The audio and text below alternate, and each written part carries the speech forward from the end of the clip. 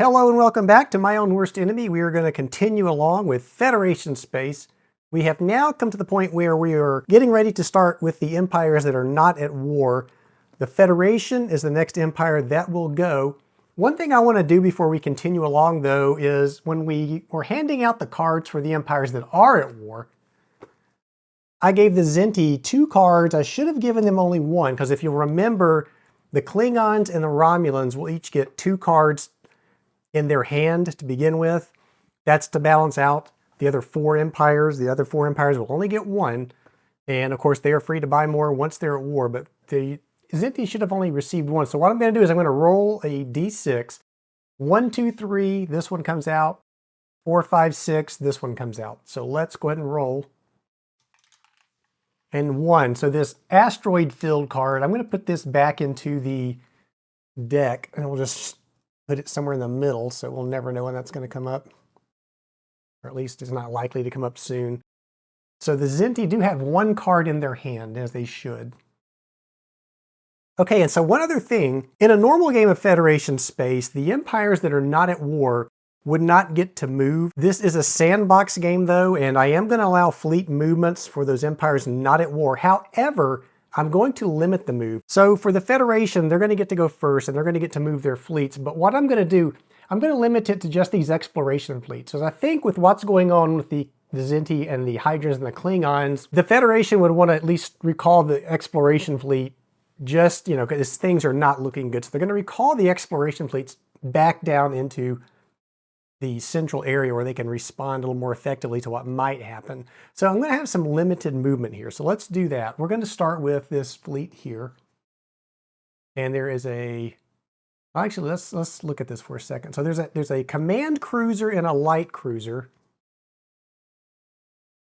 And there is a heavy cruiser and a scout. And there is a command cruiser and a light cruiser. So I think what they would want to do, the one with the scout is probably the most valuable, are these 2.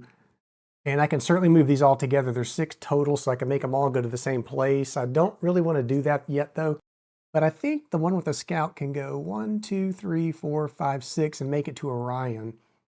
So they're going to bring this exploration fleet down to Orion to kind of get it more towards the Klingon border, just in case. And then the other 2, this other light cruiser and command cruiser, and since that's the only command cruiser up there, maybe that's the USS Enterprise, I don't know. 1, 2, 3, 4, I could bring them down to Antares, and let's see if they can reach Proxima. 1, 2, 3, 4, 5, no, almost. And then there is Deneb here, so I'm going to bring 1, 2, 3, 4, yeah, I'm going to bring these 2 ships, so there's another destroyer and heavy cruiser at Deneb. So I'm going to bring that to Vulcan. 1, 2, 3, 4, 5. That's going to go to Vulcan. And then, actually, no, I'm not going to do that. We're going to leave that at Deneb. And then we're going to bring this fleet down. 1, 2, 3, 4, 5, 6. It can get to Rigel, so that makes a little more sense. You're going to bring these into like the central area so they can respond to either Klingon or the Romulan. So 1, 2, 3, 4, 5, 6. They can almost get to Proxima. I'm going to bring them down to Deneb as well, though. They're going to come down to here. That's all the Federation is going to do movement-wise. They just want to get those exploration fleets back into home territory, just in case something happens here unexpectedly. So that's going to end movement for the Federation. They will not draw a card because they're not at war. And there's no combat. So we're going to go right now into the next empire, which is the Romulans. So now the Romulans, I'm going to let them move some fleets around too, because the way that things are going for the Klingons is not very good.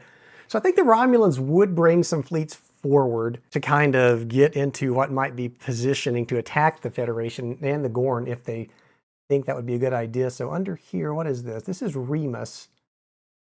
There's a home fleet there. Back here we have, that's just another planet there. So we have some ships sitting on a planet there.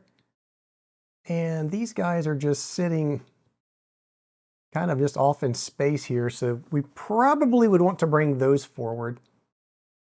So I'm going to see 1, 2, 3, 4, 5, 6. They could get to this planetary system. I think they're going to do that. So they're going to move their fleets to here. And I think, so we got a fleet repair dock sitting open. I don't think they want to leave that open. I think what they might do is bring forward, there's a scout in there. Let's see how many ships are in this stack. There's 1, 2, 3, 4, 5 ships in the stack. I'm going to bring those 4 to that fleet repair dock. So they're going to bring those forces forward. And then back here, I think 1, 2, yeah, they're going to bring this fleet 1, 2, 3, 4. They're going to go to Augusta here.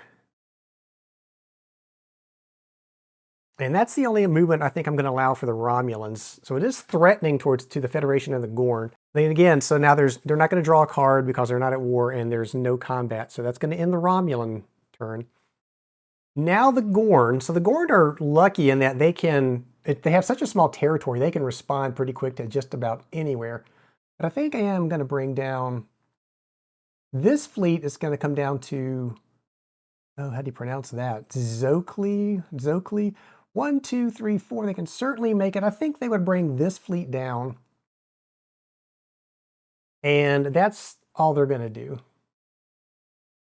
So again, no combat.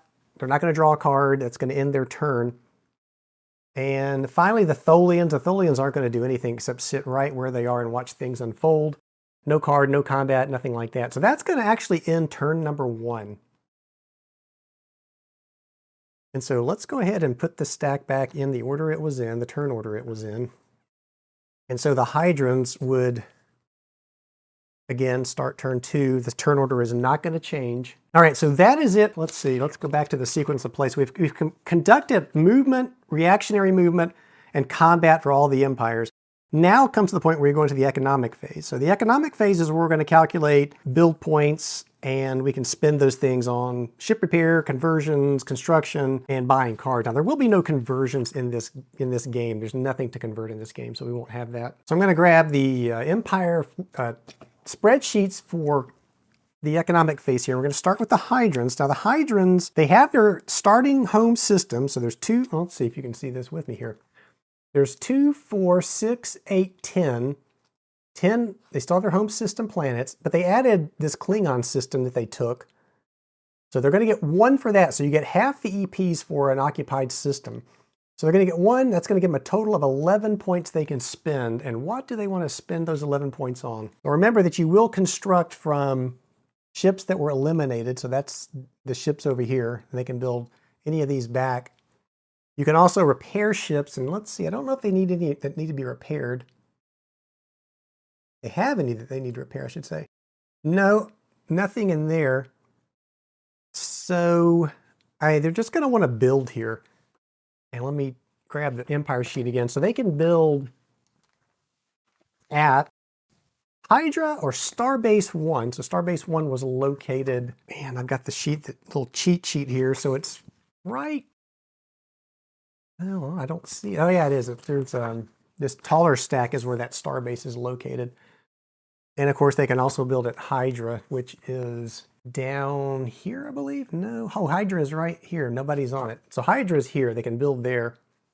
Might be the safer spot to construct at this point, or both if they decide to build 2 ships. I'm gonna have a quick look at the rules here. I don't know if there's a limit if you can only build 1 ship per starbase or home system, and it really is the home system here, so you can only rebuild at your home planet, basically. So Hydra and Starbase 1. But just quickly glancing at the rules, I don't see anything where there's a limit. You just place where you want it built. So let's go ahead and proceed then. So with 11 points to spend, and the way spending works, we're gonna spend 2 EPs for each defense factor on the ship that we will build. So if we wanted to build this heavy cruiser, it would be 14 EPs.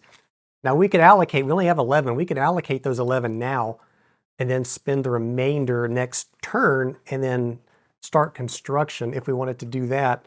But we may want to start construction or something a little cheaper just to get it out there. They'll show up in 2 turns. And actually, no, I'm looking at the rules, that's not correct. So apparently you do have to have the EPs in advance to build the ship. So if they wanted to build this heavy cruiser that cost 14, they only have 11. They would have to wait until the next turn to start construction. So that's not good. So I don't think the Hydrians want to risk that. They're going to want to build something now since they are at war. With that in mind, they could, let's see, I don't think they could rebuild anything except fighters. Maybe they're going to have to wait until next turn.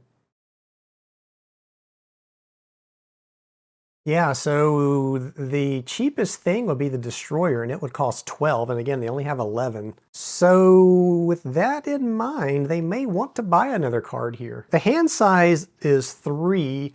They have none in their hand now, so they could buy cards with this 11 EP, and I think that's what they're going to do. Now, they are going to save some EP because they want to start constructing ships again. So we are going to spend 2 points and buy a card. We'll look at that in 1 second. So I'm going to adjust their EP now. They have 11. I'm going to go ahead and put 9 in turn 2 column, so they will have 9 that carry over, with the hopes that they can spend some of that on a ship. But for now, they just bought this card, and let's see what it is. Section 31. This card may be used to negate the next card your opponent plays. In solo play, you would negate the next negative card, or the next negative card you draw has no effect. So we're not worried about solo play. We would use this to negate whatever card that another empire wants to draw. Well, we'll decide how to use that. It can be used either way. I am playing solo, so we'll just determine how we want to use that Section 31 card for the Hydrians. So that's going to end their economic phase. We will now go to the, who is next? The Klingons. It doesn't really matter too much here. So the Klingons, go back to our sheets. The Klingons have 22 points. They had 24, but remember they lost this Zahn system. So they can spend 22 points, and they're going to want to do this because they are already in trouble. And they can build, they have 3 star bases. So they can build starbase 1, 2, or 3. And of course their home system, Klin Zai, which is located up here. And so let's see what they want to spend, though. They have 22, I said, and they've got a whole lot to choose from. Of course, 22 is not going to buy a lot. These ships are expensive to build. So there's a scout. They may want the Dreadnought is gone. So 22 would actually get the Dreadnought back out. And that is a powerful ship. It would be 14 for a heavy cruiser. It would leave, what would that leave? 8. So we could build a heavy cruiser and a scout. Or he could build a heavy cruiser and a frigate. Or he could build a couple of frigates. So I think the Klingons are going, let's see, this is a tough decision. I think maybe they are going to rebuild the Dreadnought. So it's, I'll show you the Dreadnought. So the defense factor there is 11. And so 11 times 2 is 22, and that's exactly how much they have to spend. So we're going to put the Dreadnought 2 spaces ahead. So on turn 4, the Klingons will get a Dreadnought, and we will mark off on the, oh, and I need to designate where that's going to be constructed, because if the homeworld or the starbase were to be captured or destroyed, then you lose everything. So honestly, I think we're just going to have this built on the Klingon homeworld. So I'm going to put that DN2. So I'm going to write under the Klingon homeworld a DN2. And that's the one on turn 4. And of course, they still have their 2 cards over here, so they can use those. So that is the Klingon economic phase. Now we go to the Zinti. So let's grab their empire sheet. And this will be the last of the empires in this economic phase to do anything. So the Zinti have, they still have everything. So they have 16 points they can spend. Now they've only lost 3 ships, unfortunately for the Klingons. And they're going to want to rebuild that strike cruiser. So that's going to be 14. So we will show that they are spending down to 2. This will come out on turn number 4. And where will they build that? Well, they're going to build that on their homeworld as well, since it's pretty well protected back there. So on Zin, they're going to build the Strike Cruiser 5.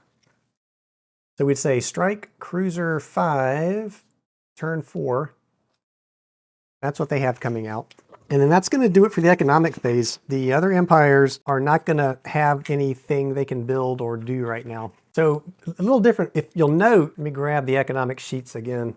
We're like the Federation. If we take a look at their economic sheet, they have all of these systems, and they would have 36 economic points they could spend if they were at war. So what's going to happen is they will start with those 36 when they go to war. And I think in the original game, it's you get half that or something. I can't remember, but for the purposes of this game, they're not going to get to spend anything in the economic phase, not until they're at war. And then they will start with the total amount on their economic sheet.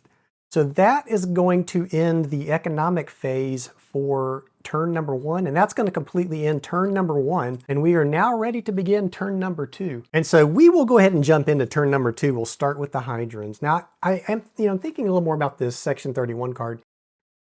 In solo play, it says the next negative card that you draw has no effect, and I think that's what we're going to go with here. If we were playing head-to-head, if I were playing with someone else, then this top portion would come into effect. So if my player sitting across from me played a good card for his empire, then I would use this to negate that. But in this game, if we draw a negative card, I can use that to negate it. We're going to hold on to that. And now the Hydrons are going to actually go. So I'm going to move this over here. And we begin back to the Hydrons, and we will go into their movement phase. So before they move, I want to check these stacks, because if there's a scout in the stack, it increases the reactionary movement zone out to 2 hexes instead of 1. And I need to know where those are, because if a Hydron fleet moves past that, and I think I forgot this in the first turn, then a scout would allow movement of the fleet up to 2 away. So yeah, there's a scout on that base station. I'm going to put the scout on top just as a reminder that, hey, there is a scout in this stack that could react to movement that's 2 outside of that hex. And let's see if there's a scout in here. No. And we'll check down here. Yeah, it's kind of hard to believe that in the original game that there weren't scouts provided for all the races, because those are kind of powerful. And I think, let's see, there's a star base here. There is a scout in that stack, so I'm going to just put it on top just in case the Hydrons get that far out. All right, so now where do the Hydrons want to move? So a couple of things right off. There's still this Klingon Dreadnought, and underneath that is a carrier tug that survived the battle over here that are on their way out. Now they could attack those, but they probably want to reinforce this Zahn system they took. They've got a destroyer, a scout, and well, it's only 3 ships. That carrier has fighters on it. I'm going to put the scout on top again. Probably something you should do is put the scouts on top of the stack so that you know that they're scanning up to 2 hexes out around them for reactionary movement. So the Hydrons, what are they going to do? And I also have a base station exposed up here that they may want to protect. I think there's a base station down here as well, as I scatter ships everywhere. Let's clean this up. And actually there's a planet under there, not a base station. So there would be a planetary defense on that planet. And again, the stacks in this game are just huge. It makes it hard to control. All right, so they're sitting on top of the planetary system there, which the Klingons would love to knock out. And they're sitting on a base station, 2 carriers and a frigate. And they also want to do something about these stacks over here. I think this is probably a base station as well. It is. Just a lone destroyer on it. So I think the Hydrons are going to just move forward with this stack into this base station. Got to follow up now and knock out another border. Let's see. There's 2 ships. And I'm going to put this to the side just for a second in case you want to bring somebody else up. Again, it's risky. I'm opening up Sneal and this base station, but right now the Klingons are on their hills. And so here we have, this is Al Credenza, and then that is Star Base 1. To the north of that is a base station. So I think the Star Base is pretty strong. It can handle itself. So I think I'm going to bring some ships out of the Star Base and attack this fleet, which is sitting on a base station. So there's a Dreadnought in there, a couple of heavy cruisers. And again, I'm knocking the counters all over the place. This game might benefit from having a fleet tracker off the board, so you just have a counter for your fleets, but I don't think that would work because you're constantly shifting your what comprises your fleets around. So the question is, what do we want to leave behind? What do we want to take? Well, we want to take the scout. We definitely want to take this dreadnought. The scouts do not have fighters. The dreadnought does. And then there's a heavy cruiser. Well, we want to take all of these.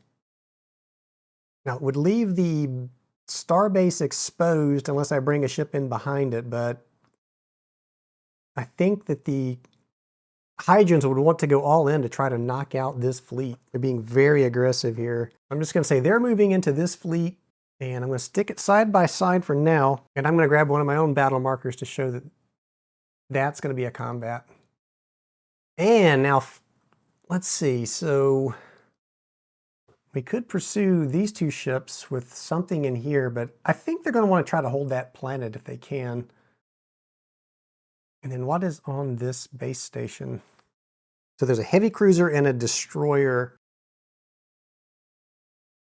Now they could send those to try to attack the Klingons, but I don't think they're going to. I think they're going to want to leave this back where it is located. They may want to bring it down to what's going on over here, which we have to address. So in here is the base station again. There are 3 frigates, 4 frigates, and 2 heavy cruisers. So 4 frigates and 2 heavy cruisers defending that base station. We only have a dreadnought, not a dreadnought, we have a destroyer there and just a heavy cruiser there. So not really enough to attack that stack with. Now we do have the home system fleet, but there's only a couple of ships there. So I'm going to say that's going to be their move. Again, it's not overly aggressive, but it is aggressive. So that's going to end the movement phase. There was no Klingon reaction into any of that. They wouldn't want to move any of their ships anyway there. So it's strictly going to be combat now. So let's start up here. So we're going to have the Hydrians attacking this Klingon base station.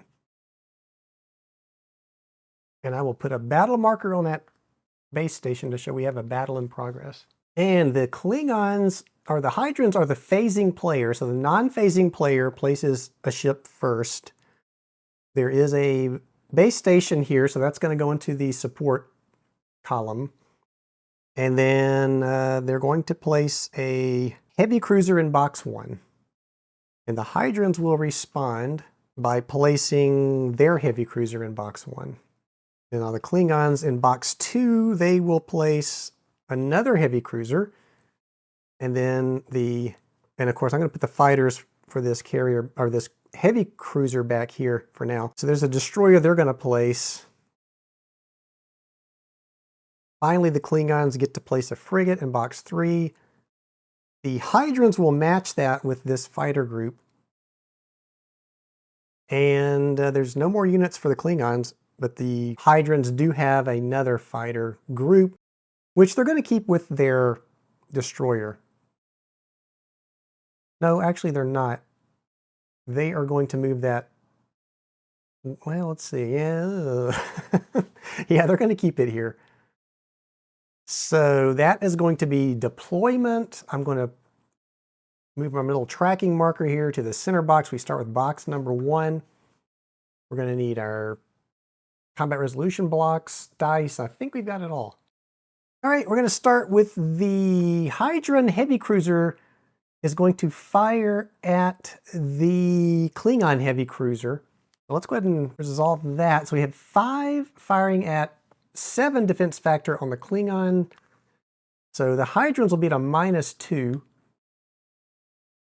Now the Klingons are going to fire back. We do have the heavy cruiser is going to fire definitely. Now the base station has an attack factor of 9.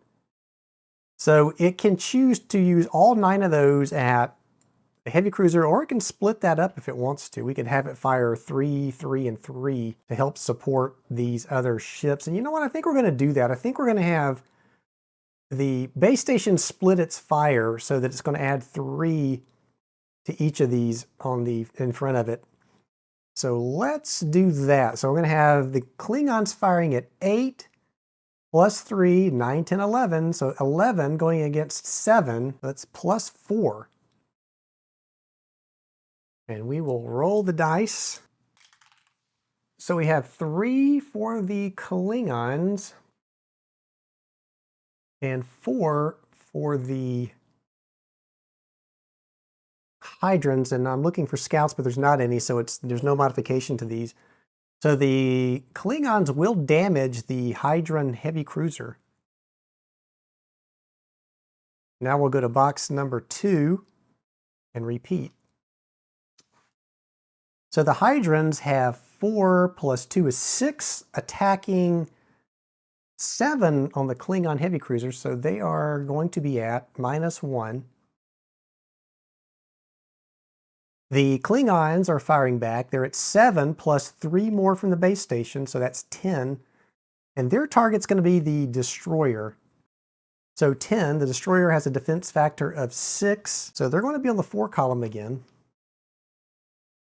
And we roll. And that's a 1 for the Klingons, not good, and a 2 for the Hydrons, which is also not good. So a miss on both sides. So now we're going to go to box number 3.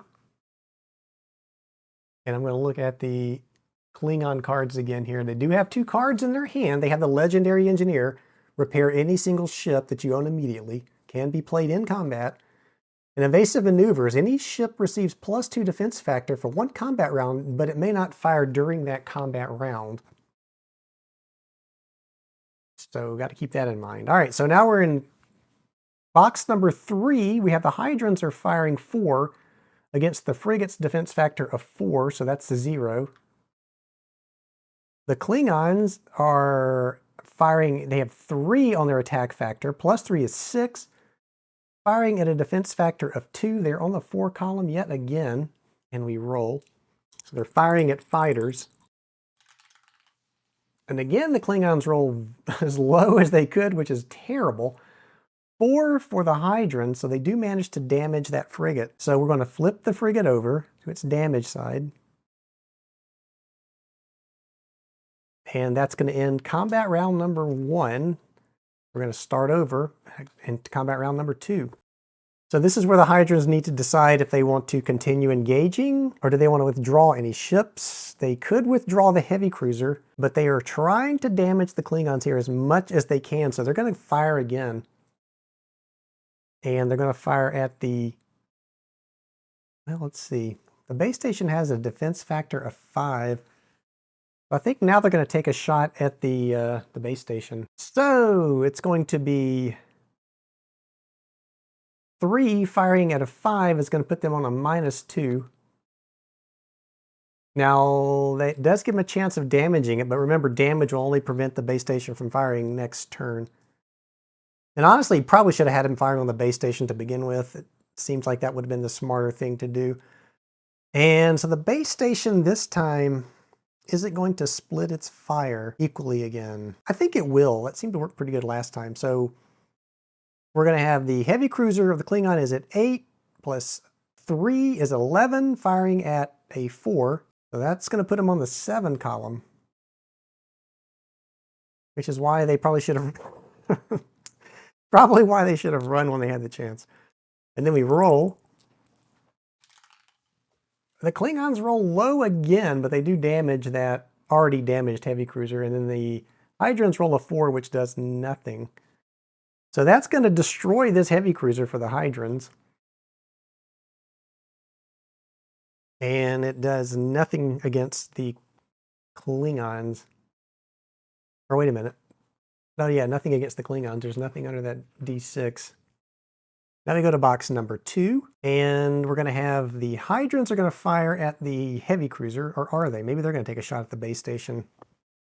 So it would be 4 plus 2 is 6, firing at 5. They'd be on the 1 column, or it would be 6 firing at the, I think they're going to fire at the heavy cruiser again. They're going to be on the -1 column. Now the heavy cruiser is going to fire at the destroyer, so 7 plus 3 is 10. So they're going to be on the 6 column. Is that right? Their defense factor is 6. Yeah, so they're on the 4 column because it's 10 against 6, difference of 4, and we roll. Klingons are still rolling low, but they do damage, and then 5 for the Hydran, so they actually managed to score a hit that time. So the Hydrans score a hit on this heavy cruiser. We're going to flip that over to its damage side, and the Hydran destroyer is damaged as well. And now we go to the third box. The Hydrans are at 4, firing at a 2, so they're on the +2 column. And the Klingons are at 2, +3 is 5, firing at a 2, so they're on the 3 column. So they're on the same column. And we roll. So it's a 4 for the Klingons and a 3 for the Hydrans. So that's both sides managed to damage their target. So the damage for the Klingon will destroy the frigate. And then the fighter flips to its damage side. So there is a damage side there. And that's going to end combat round number 2. So I think it's probably in the best interest of the Hydrans here to try to escape with their destroyers. They're going to lose the fighters here anyway because they lost the heavy cruiser that was carrying this fighter group. So I think what they're going to do is disengage the destroyer, and they'll leave this fighter behind to take another shot. So the destroyer is damaged. It's going to try to pick up the fighters as it disengages. Now when it picks up fighters in the disengagement, it's going to get a -1 to its roll. And we're going to pursue with this Klingon heavy cruiser. All right, so here we're going to roll 2d6. Again, we're going to roll, and then we're going to add the movement factor of the ship to the die roll. The Hydrans will get a +3 from the disengagement rule from Nexus number 1, but it's going to become a +2 because they're stopping to pick up their fighters. So the Klingons are looking to roll their d6 +4. The Hydrans are looking to roll their d6 plus, well, the fighters have 0, so plus that 3. So let's see what happens here. Well, that's good for the Hydrans, and then the Klingons rolled a 2, so obviously here the Hydrans will get to disengage with their fighters. So we're going to pick up the fighters, and they're going to move back 1 hex. We'll just come back this way. Now the rules are a little vague as to what happens to the ship that pursued. We still have a battle going on, even though we know how it's going to turn out. But I mean, if there were more ships here and this ship pursued and didn't stop that ship, it's still in the battle. So what I think it would happen is you'd place it into the reserve, which we're going to do here anyway because it's damaged. So I would, no matter what, would want to put this in reserve for this round of battle here. But my question is, if this battle were longer and this were a ship I wanted to bring back in, would it come back in through after the pursuing has been completed and this ship is still out there? Would it come back into the reserve and then I place it in this next turn, or would it have to sit a turn out? I think what would happen is I would place it into the reserve, and then as we start this round now, I could put it in if I wanted to, but that's what I think. I'm not going to put it into the battle though because it is damaged and the Hydrans would love to take a parting shot at it.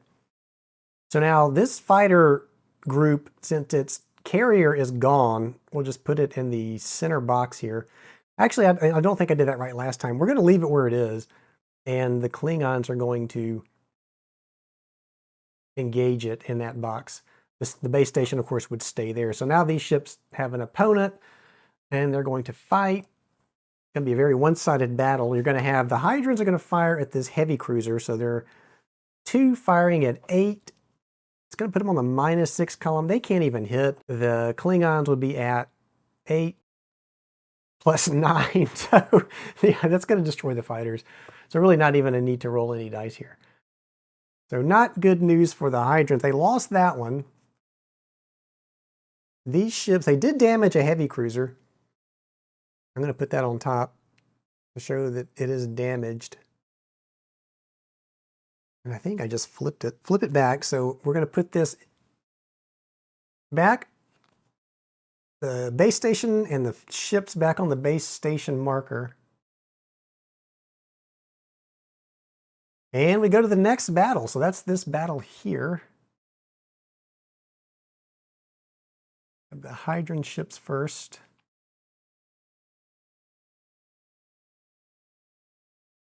And the Hydrans are hoping to do better here. And the Klingon ships. And this is another base station. So we'll go ahead and put that base station out. And the Klingons are the non-phasing players, so they're going to place a ship first. They're going to put their dreadnought into the support box, or not support box. They're going to put it in box number 1. The Hydrans will match that with a heavy cruiser. The Klingons will put out another heavy cruiser in box number 2. The Hydrans, and I'm putting fighters under there, and I shouldn't do that. I'm going to hold the fighters back. We'll place those in a second. And, oh, wait a second. There was a dreadnought in there. They're going to want that dreadnought in box number 1. This heavy cruiser will be in box number 2. And we'll put its fighters back. We'll place those in a second. So now back to the Klingons. We're going to place another heavy cruiser in box 3. The Hydrans place a destroyer. Klingons will place a frigate. And the Hydrans will put a scout. Then the Klingons are going to put a scout out. Now the Hydrans have these fighters they're going to want to put out. So they're going to send a fighter squadron after that Klingon scout. They want to knock that out if they can. They're going to put a fighter squadron with this scout, their own scout, and they are going to put this fighter squadron with this destroyer. That's how they're gonna line their fleets up. So let's begin, starting with the center number 1 column. We have the Hydrans are firing, and they're going to take a shot at the base station this time. So they are firing. They're at 10, firing at a defense factor of 5.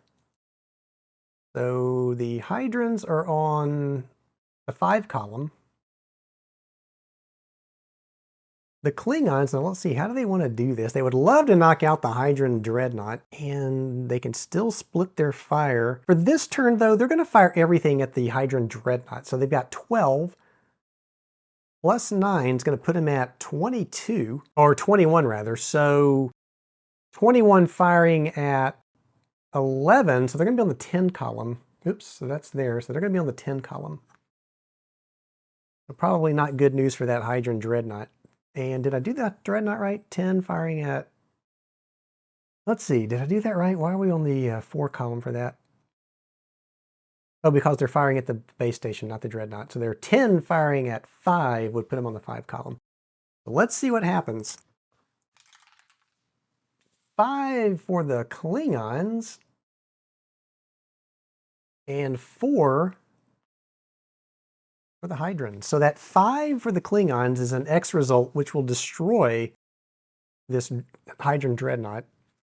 And we have a damage result on the base station. And you will remember a damage result on a base station does not flip it. There's no backside to that. It doesn't flip it. But what it does do is prevent it from firing the next combat round. I'm going to put a red cube on top of the base station to remind me it will not get to fire during the next combat round. So let's continue on. We go to box number 2. Remember now the base station fired everything with this dreadnought at the Hydran dreadnought, so no more support fire from the base station. So it's going to be the Hydran heavy cruiser at 5, firing at a defense factor of 7 on the Klingon heavy cruiser. So it's going to be at a -2 for the Hydran. The Klingon is firing at 8 against a defense factor of 7, which will put it on the 1 column. And we roll. And the Klingons roll a 4, and the Hydrans roll a 3. Nothing for the Hydrans, but it's a damage result for the Klingons, so they're going to flip this heavy cruiser. So the Klingons may be crawling back here. I don't know. They didn't look so great that first turn. Now we're going to go over to box 3. The Hydrans are at 4 plus 2 is 6, firing against a defense factor of 7, so they're on the -1. And I just realized that There is a scout, 2 scouts involved. So really, I should be subtracting 1 from each side, and I don't think it would have mattered too much to the previous combat results, but we'll take that into account starting now. We are at -1, and then the Klingons are firing back at the destroyer, so there's 7 firing at a 6, so they're on -1. And with the scouts, we'll subtract 1 this time. So it's a 2 for the Klingons, and it's a 4 for the Hydrons, and that's a complete miss for both. Now we'll go to box 4. I think that's 4. Yep, that's 4. So again, the Hydrons are firing 2 plus 4 is 6 against a 2 for that frigate. So they're on the +2 column.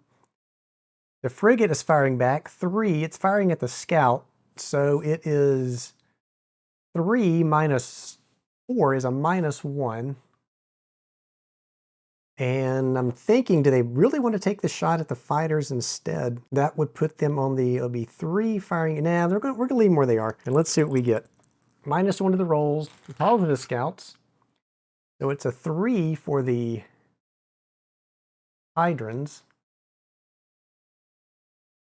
And it is a 0 for the Klingons, which is nothing. So the Hydrons do manage to damage this frigate, so we'll flip that. And we go to box number 5.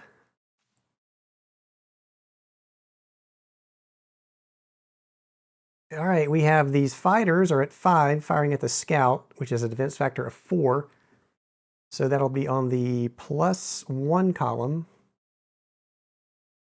The scout, the Klingon scout, is at 2, firing at defense factor of 3, so it's on the -1 column. -1 to the rolls because of the scouts. So that is a 3 for the Hydrons, which is a miss, and a 1 for the Klingons, which is also a miss. So nothing there. That ends combat round number 1. So does anybody want to retreat here? The Hydrons are, their heavy cruiser was damaged. The base station, Klingon base station cannot fire, but the Klingons have a dreadnought they can move to support another attack box. So this was the battle for the Klingon base station down here. And the Hydrons would love to do some damage here because they're not really doing all that great. They still have this big stack over here, Klingon stack, that they also want to do something about. And ships are becoming more scarce as this battle goes on. Do the Hydrons want to retreat here? They do have 3 ships that they risk losing here, and one is a damaged heavy cruiser. And they've lost a dreadnought, which is not good. So the Hydrons are, again, not looking good here. They looked much better that first round. And I think the Hydrons are going to bug out here. So the way this is going to work is I will put the scout is going to escape or try to escape. The heavy cruiser is going to try to escape. Now the heavy cruiser has fighters, so we're going to pick those up. And remember, that's going to be a -1 to their roll. The dreadnought, not dreadnought, the destroyer is going to disengage with its fighters. Again, that'll be a -1. And again, unfortunately, the fighter group for that dreadnought, they're just going to get destroyed. They will not be able to disengage. Now what that will mean is the scout, it's going to tie the scout up because it can't try to help pursue these ships as it's tied up with the fighter group. But these other groups can pursue. So the dreadnought is going to pursue the heavy cruiser. And I think these can double up or more, really. Let's go ahead and finish this out. Again, these 2 are tied up, so they won't be involved in this. But we're going to put another ship with we'll just put 1 ship with each, like this. And then this extra heavy cruiser is going to go after the Ranger, the heavy cruiser for the Hydrons. And that's how we'll do the disengagement. So starting here, the scout has 6, the Klingon has 6. So it's going to be whoever, well, let's see. Let's roll this and see what we get. It's going to be +3 to the roll for the Hydrons. So they each roll 6, plus 3 for the Hydras though, and so that's going to make the Scout succeed, and he's going to come back to this hex. And now we'll go to the next group. So here we have the Hydrants are trying to pick up their fighters, so that's going to be a -1, but they will get +2 because of the optional rule that I'm using. So let's see what we get. So the Klingons roll a 4, so 12, 6 and 6 is 12, plus 4 is 16. And then it's 4 plus 1 is 5. But what this means, so they were able to stop this heavy cruiser from disengaging. So I'm going to put it back. It's got to go back into combat, basically. And then finally, let's go ahead and resolve the disengagement for this destroyer. So we have the destroyer and the Klingon pursuing. So the Klingons roll a 1, the Hydrants roll a 5. So this ship will get to disengage with its fighters because it was at a -1. And I will scoot it back across into Hydrant space. All right, so the battle will go for one more round. We have these two ships will fight, and we have the heavy cruiser, which failed to disengage, is going to have to fight. And now we bring back the ships that, and this is the question I had also, was when these ships that pursued, that were not, that whatever the result, were pursuing, they come back into battle, I guess. So we're going to bring, the Dreadnought's going to come back, and we can put these wherever we choose. The frigate we're going to hold back. I don't know why I put the base station in the reserve. It should be in the support column. The heavy cruisers, we'll put a heavy cruiser with the Scout, and then we'll put this other heavy cruiser with this Dreadnought. And we will have to go another combat round, unfortunately, for the Hydrants. The Hydrants, and remember the battle station, the base station cannot fire this time because it was damaged last turn. Doesn't really matter though, because the Dreadnought and the heavy cruiser do get to fire. So we have this heavy cruiser is going to take a shot at the base station. I don't know why I want to call that a battle station. It's a base station. So we have a 4, or I'm sorry, we have a 3 firing against a 5. So they're going to be on the -2 column. And actually, you know what? Let's see. That would only prevent it firing from the next round, which it probably won't be one. So do they want to try to take a shot at something else? So a 3 against a 7, they'd be on a -4. I mean, they could try to take a parting shot at the heavy cruiser. So let's do that. So the Hydrants are going to shoot at the heavy cruiser on the -4 column. And then the Klingons are going to fire at the heavy cruiser. So it's going to be 12 plus 8. They're going to be at 20, firing at a defense factor of 4. So they're going to be on the 16 column. I think we know how this is going to go. And the Hydrants will get a -1 because the Klingon Scout is still out there. So let's see what we get. The Klingons roll as best they can, but they didn't need to because they're on the second to the last column for a destruction marker. 4 for the Hydrants, which is not going to do anything. So the heavy cruiser gets destroyed. And nothing for the Klingons. And now we go to the next combat box. So the fighters are going to fire at the Scout, 5, firing at a 4. It's going to put them on the 1 column. And the heavy cruiser and the Scout are at 9, firing at a 3 defense factor. They're going to be on the 6 column. Hydrants get a -1 because of the Scout. Klingons get a 6. Wow, they're rolling high this turn. And then that's a 1 for the Hydrants, which is a nothing. So they destroy the fighter group. Nothing for the Hydrants. And we go back now to this final round of combat. It's not going to matter here because the fighters are destroyed no matter what because of the, there's no ranger to pick them up. Is it worth going through a combat round? It would be a 4 firing at a, I guess they could fire. This thing's going to be able to fire this round. It would be a 4 firing at it could take a shot at the base station, I guess. But again, that's only going to prevent it from firing. They can't destroy it. They could fire 4 against the 7 heavy cruiser, so that would put them on the -3. They might be able to damage the heavy cruiser. Let's try it. So the fighters are going to fire at the heavy cruiser, and they're going to be at a -3. And then everything here is going to fire at the fighter, so it's going to be 29. So it's going to be an automatic destroy. But let's see if the I'm not even going to roll for the Klingons because it's automatic destruction. But does the fighter damage the heavy cruiser on the way out? It's got to roll but you know what? It's not going to matter because the scout's out there. So if they roll a 6, it's 6 minus 1 is 5. They can't do anything. So never mind. No need to even do anything here. This fighter group is destroyed. And that's going to end combat. So the Klingons did way better this time. And let's see, we'll put the scout on top again to show that there is a scout there. We're going to put those back on top of the base station. All right, so the Hydrons, which looked like they were doing really good that first turn, have taken it on the nose this turn. They really got crushed by the Klingons.